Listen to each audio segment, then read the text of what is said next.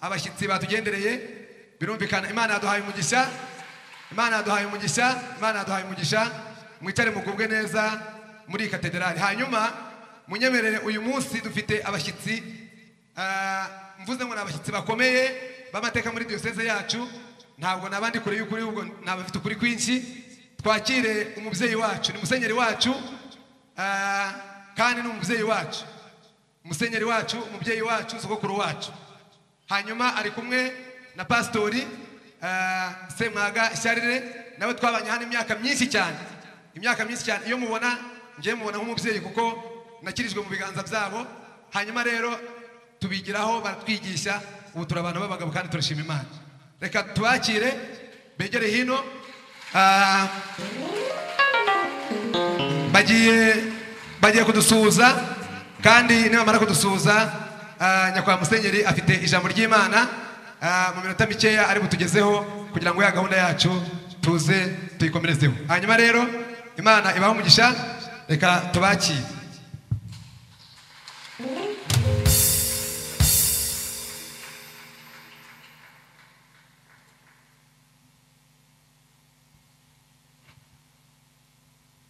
Yes. Ndabanza kubaramutsa mu izina rya Yesu muraho neza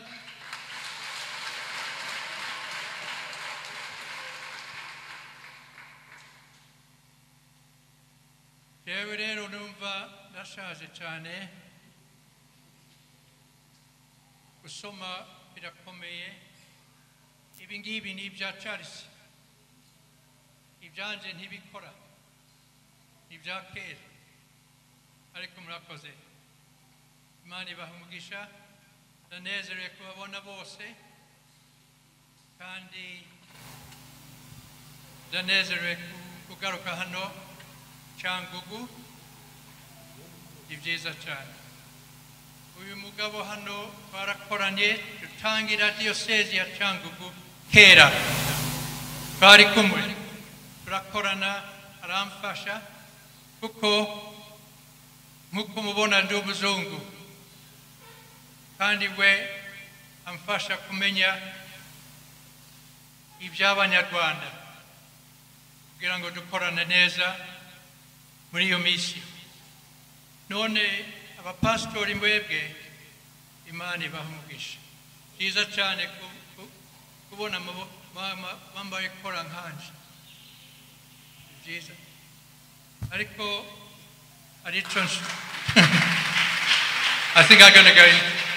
I think I'm going English. I'm going English now. Yes. Yes, ashimwe cyane. Hallelujah.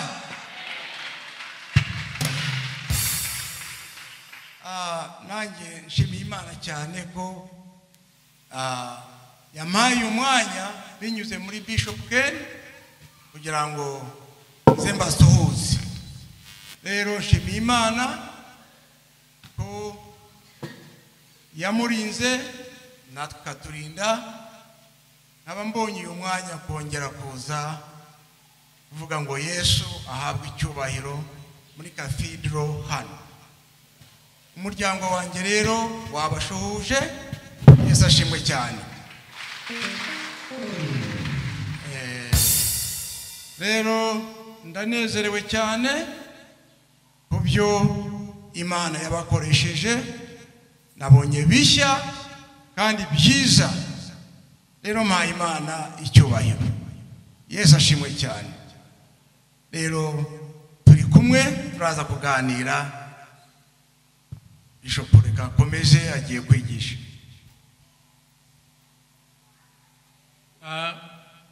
irango giye kuvuga mu rurimi rwanje uyu rero azabihindura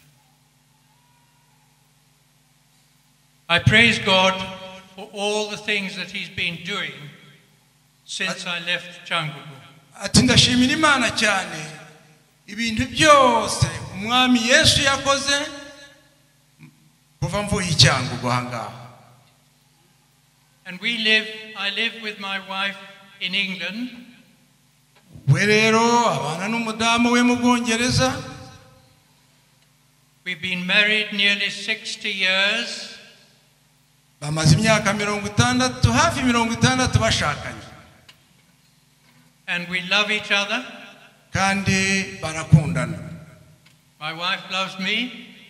Mudamu we aramukunda kandi nawe akunda umudamu we.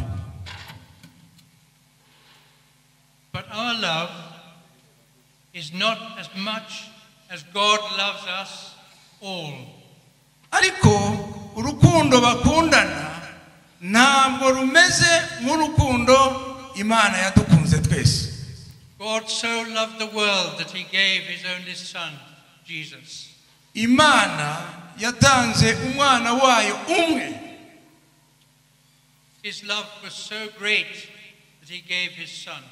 Rero urukundo rwe rw'Imana ruratangaje cyane rwatumye itanga umwana wayo. But I was led in the Bible to some verses from Luke's Gospel, chapter 12. Nkuko nasomye muri Luka igice cya 12.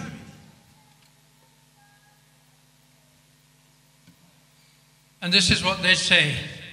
Uku nguku rero niko bivuga. Verses 1 to 3. Reka mbasomere abafite Bibiliya Luka 12 umurongo wa mbere kugera kwa gatatu. Muri icyo gihe abantu ibihumbi byinshi bateranira aho ari, ndetse bigeze aho bakandagirana. Nuko abwira abigishwa be ati, mubanze mwirinde umusemburo w'abafarisayo, niwo buryarya. Umurongo wa 2, kuko ari nta cyatwikiriwe kitazatwikururwa, cyangwa icyahishwe kitazamenyekana. The Pharisees were like the pastors of that day. Abafarisayo rero ni nkuko twabita abapastoro b'icyo gihe. But Jesus says about them, be very careful of the Pharisees. Ariko Yesu abwira abigishwa bati, mwitonde cyane mudasa abafarisayo. It's a big challenge to us because God sees what we say, he hears what we say, even in the dark, even at home. Ni ibintu rero biduhinyuza cyane, kuko Imana yo ireba ibyo dutekereza, ireba ibyo tuvuga, yewe niyo haba hari no mu mwijima cyangwa ahantu runaka hihishe, iyo iba ibireba kandi byumva. If the church leaders lead the people astray, the church dies. Ati niba abayobozi b'itorero bayobora intama zabo nabi, itorero rirapfa. In England, we have many people who go to church but don't believe in Jesus. Iwacu mu Bwongereza dufite abantu benshi bajya mu rusengero ariko ntabwo bizera Yesu. But Jesus knows them and he knows what they're thinking. Ariko Yesu arabazi kandi azi n'ibyo batekereza. Nothing is hidden from God. Nta kintu na kimwe gihishwe mu amaso y'Imana. Everything will be revealed in God's time. Ikintu cyose mu gihe cy'Imana kizahishurwa cyangwa kizagaragara. And I want to say to everyone here, be very careful how you speak. Rero ndagira ngo mbwire mwebwe muri aha ngaha, mureke twitonde mu byo tuvuga byose. In James chapter 3, Yakobo igice cya 3, it says the tongue is a fire. we abivuga neza cyane ati ururimi ni umuriro. The tongue can cause people to be hurt. The tongue can also cause us to give praise to God. Ati ururimi rwacu rwakomeretsa kandi rwatuma tunahimbaza n'Imana. So we have to be very careful how we use our tongue. Rero ni ukwitonda cyane uburyo tuganiramo dukoresha ururimi rwacu. Everything we say is heard in heaven. Ikintu icyo ari cyo cyose tugerageza kuvuga ijuru riracyakira. Nothing is hidden from God. Kuko nta kintu na kimwe gihishwe amaso y'Imana. Remember when you're in your house, when you're speaking to your friends or your family, God is listening. Buri gihe cyose waba uri iwawe uganira n'abiwawe cyangwa n'inshuti, Imana burya iba yumva. So for us whom God has called to be clergy, natwe rero Imana yahamagariye kugabura ibyera twebwe twitwa abapastori. we're wanting to teach others. God is our judge. Ati rero buri gihe cyose iyo twigisha abandi ibintu runaka, rero Imana niyo mucamanza wacu. Nothing is hidden from God. Nta kintu na kimwe gihishwe Imana. Everything we say is heard. Icyo tuganira cyose tuvuga kirumvikana. What we say in the quiet of our home will be spoken from the rooftops. Ibyo byose tuganira iyo turi iwacu byose pe birumvikana ndetse hejuru y'agasongero bikagerayo. Nothing is hidden from God. That's what I want to say. Nothing is hidden from our God. Nta kintu na kimwe tuvuga Imana itumva kandi nta na kimwe kizahishwa amaso yayo. So my job, actually I don't have a job, I'm retired. Yaravuze ati umurimo wanjye arigarura. Ati mu by'ukuri nta kazi nkigira ati kuko nagiye mu zabukuru. But my life is not hidden from God. Ariko ubuzima bwanjye ntabwo buhishwe Imana. And I want my life to shine. Kandi nshaka ubuzima bwanjye kumurika Like a bright light. Kumurika nk'umucyo w'itangaza. To show people the way to God. Kugira ngo nereke abantu inzira igana ku Uwiteka Imana. That's what I want to do. Ibyo rwose nibyo nshaka gukora cyane. So as a bishop in England, nka musenyeri mu Bwongereza rero I take people's confirmation. Yewe ndagenda nkakomeza abantu. I teach the pastors. Nkigisha abapastoro. But God is watching me. Muri ibyo byose nkora Imana ibindeba. God is watching how I treat my wife. Imana ibireba uburyo jewe nita ku mudamu wanjye niba mwitaho neza cyangwa nabi. Watching how I treat my 3 children. Imana ikareba uburyo nita ku bana banjye mu buryo bwari bwo bwose.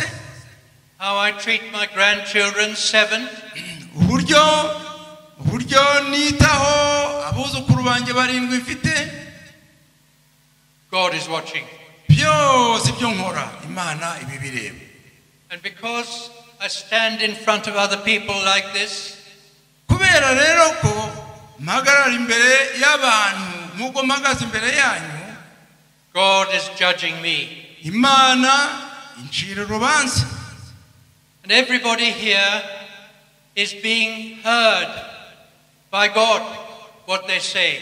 Buri muntu wese uri aha ngaha ibyo yaba yaravuze byose Imana yarabyumvise. That's really the message I wanted to say, because it's very important to know that God can hear what we think as well as what we say. rwose icyo nicyo nifuzaga kubabwira kandi cy'ingirakamaro ngo musobanukirwe neza ko ibyo dutekereza byose n'ibyo tuvuga byose ko Imana ibyumva. One day, very soon, Jesus will return. Umunsi umwe ndetse vuba Yesu azagaruka. All of us will stand before him. Twese rero tuzahagarara imbere ye. We don't really know how it is, but we'll be judged according to the way we have lived. Ntabwo tuzi uko bizaba bimeze, ariko uko ijuru riteye niko tuzacirirwa urubanza. So let's be very, very careful how we live, how we speak, how we treat other people. God is watching us. Reka rero twitonde mu buryo ubwo ari bwo bwose twebwe tuganira n'abantu, uko tubitaho, ibyo tubakorera, mureke tube hanze cyangwa twirinde, kuko muri ibyo byose mu buzima bwacu dukora Imana ibitureba. I have a burden for telling you that Jesus loves you. Jewe rero mbafitiye umutwaro wo kubabwira ko Yesu abakunda. Cyo ntitwagikomera amashyi.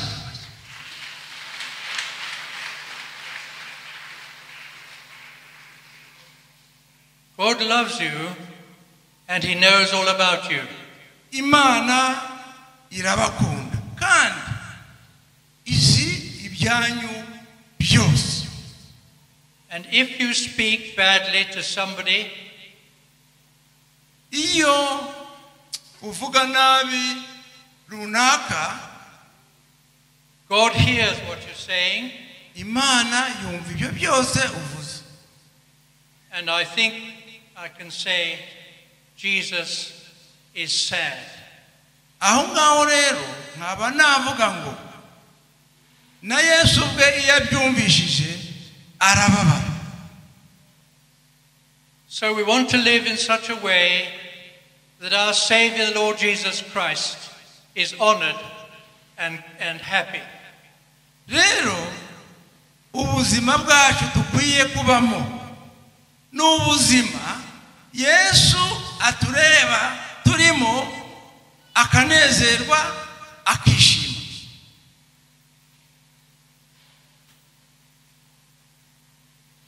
I came to know Jesus before I was born. Okay? Ati jewe namenye Yesu ntari navuka. When I was in my mother's womb, I heard the name of Jesus. Ati jewe nyiri mu nda ya mama numvishije izina rya Yesu.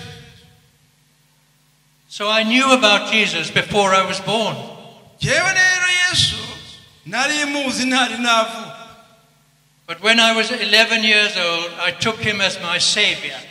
Igihe rero maze kuvuka ngejeje imyaka 11, jewe mitamo Yesu nk'umwami n'umukiza wanjye. Now all my life I've been trying to please him.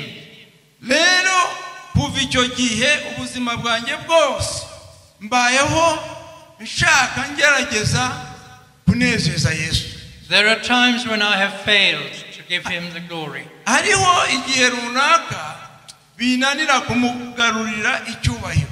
But God has taught me to repent Ariko Imana ikambwira ihane. And say sorry to God. Nuko nkasaba Imana imbabazi. And because of Jesus' blood shed on the cross, he says, I forgive you.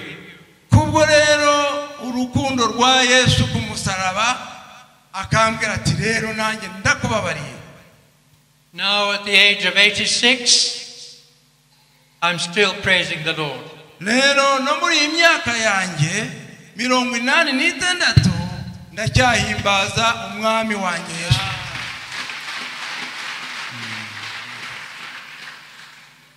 I have a burden to try and help the diocese.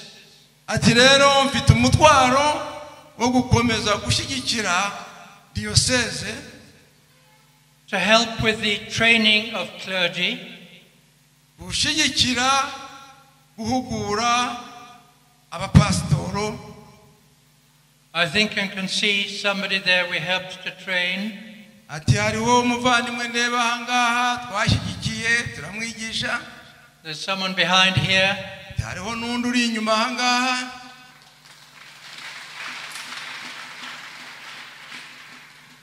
So we want to do that. We want to help the church to grow. We need leaders who are properly educated, and we need buildings for them to live in when they're working. Ati twebwe rero uwo ni umutwaro wacu, kandi twifuza gukomeza kubikora kugira ngo tugire abayobozi b'itorero bafite ubumenyi bizi, ndetse tugakomeza kugira n'umutwaro wo kugira ibikorwa remezo dukora kugira ngo babone aho kuba. So my wife and I, we sit together and pray, please Lord, show us where we can find some money. Ati jewe rero na madamu we bakicara bagasenga bakabaza Imana dushyirireho inzira y'uburyo twabona amafaranga. I said to John Mugabutsinze, with whom we work, nkabwira rero John Mugabutsinze uwo bakorana wubaka hano, maybe I should go to the bank and break the window and go in and get some money. Namuganiriye gutyo ndamubwira ariko se cyangwa ngende nje ku muryango wa banki aho babika amafaranga mene idirishya hanyuma njyemo hari ababika amafaranga nyakuremo nirukanga. But John said, no, we've got to trust the Lord. Nuko John rero arambura toya ntugakore ibi ahubwo izera Imana. So my wife and I, we sit down and we pray that God will show us how to find some money. Ati jewe rero na madamu we bakicara bagasenga Imana kugira ngo ibashirireho uburyo bwo kubona amafaranga. Every Sunday I'm preaching in a different church. Buri cyumweru rero uko icyumweru gitashye ngenda nkigisha mu matorero atandukanye. When I go to preach, my wife comes with the things to sell. Jewe iyo ngiye kwigisha ku cyumweru mu rusengero, madamu nawe anzi inyuma azanye ibintu byo kugurisha. She makes a type of juice, it's called elderflower cordial, but it's a juice. Hanyuma mu bintu agurisha harimo n'umutobe ajya akora akawukora mu ndabyo. Izo ndabyo rero zikavamo umutobe mwiza akawugurisha. Last year we made 1,000 English pounds from that drink. Ati hariho igihe cyashize twagurishije 1,800 1,800 y'amafaranga y'iwabo kuva muri uwo mutobe bakoze.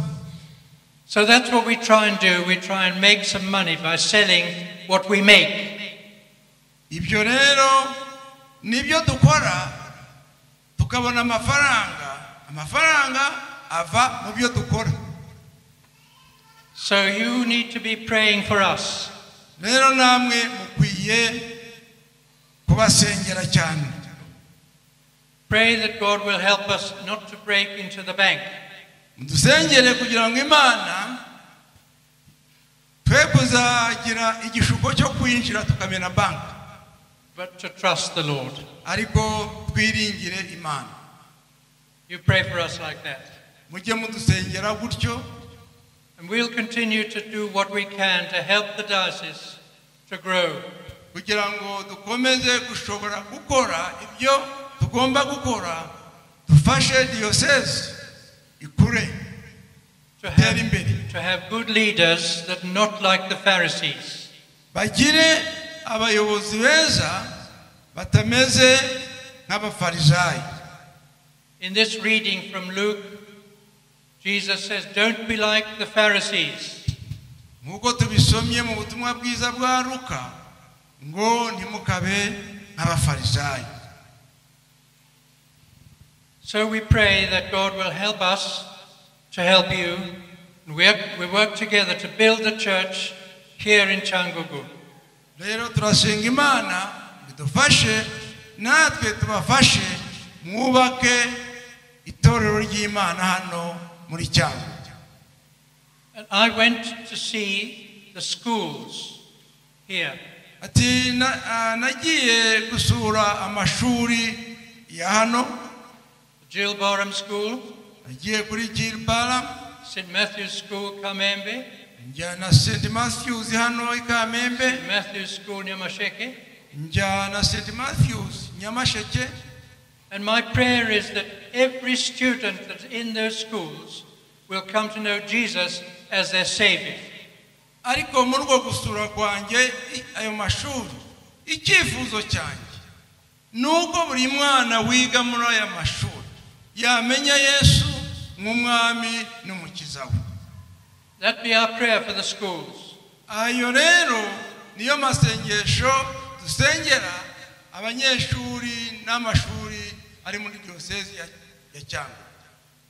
And we pray for the pastors. kandi tugasengera n'abapastoro They keep faithful in their preaching of the word.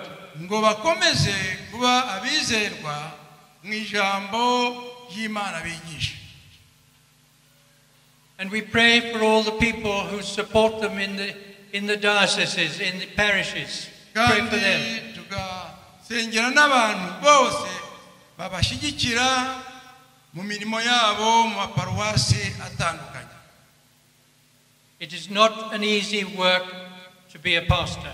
ntabwo ari umurimo woroshye kuba umupasitoro. As a bishop, I meet many pastors in England.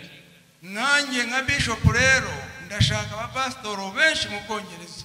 Many of them are like crying benshi babarira because in England we have many types of service.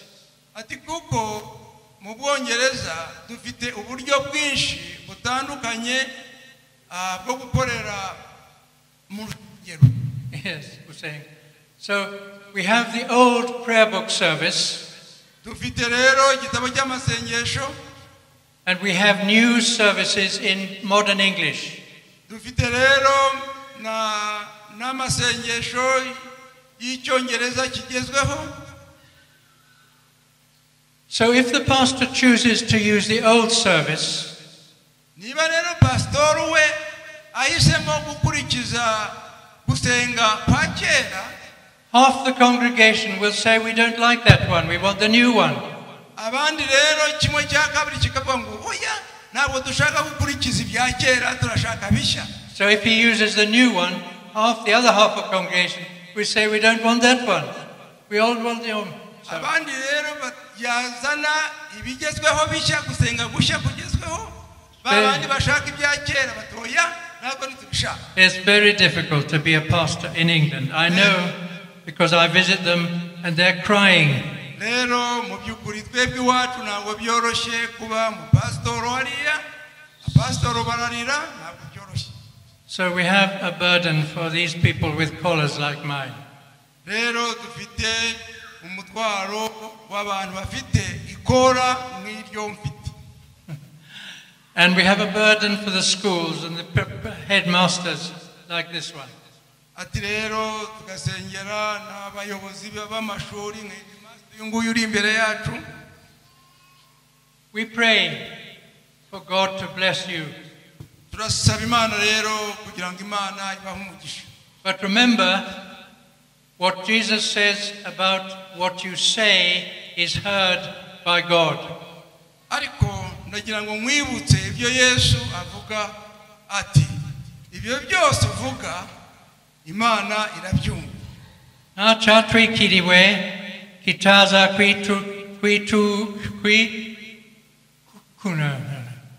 kwikururwa. Yes, right. Kwikururwa. Is that right?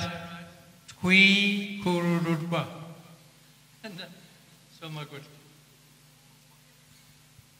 Acha. Namas. umusaza nta cyatwikiriwe kitazatwikururwa. It can be undone. Here, God hears everything, yeah.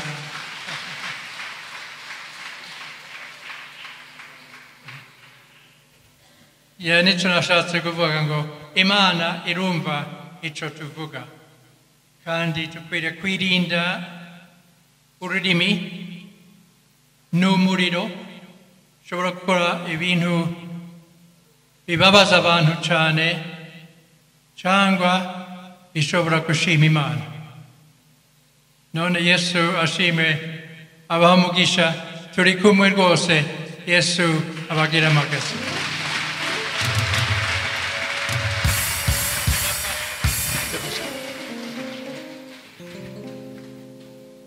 amashyi menshi dushimire uyu mubyeyi.